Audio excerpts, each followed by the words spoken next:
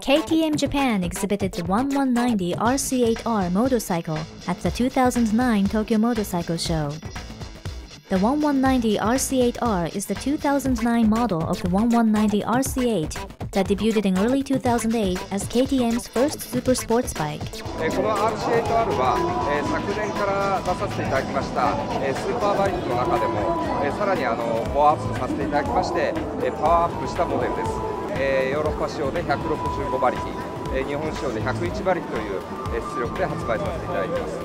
KTM としてはですね、オフロードで非常に強いメーカーなんですが、昨今、オンロードモデルも、発売をさせていただきまして、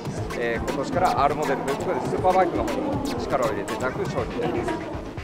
The 1190 RC8R was developed based on a model of ready to race, and to achieve this concept, the bore diameter was enlarged by 2 mm to ensure an engine displacement of 1,194 cc. Every aspect of the bike was meticulously refined, and as a result, an unsurpassed level of rideability was achieved. The 1190 RC8R is the fastest and lightest KTM superbike and features Marquezine forged aluminum wheels, racing details, and a radical R design.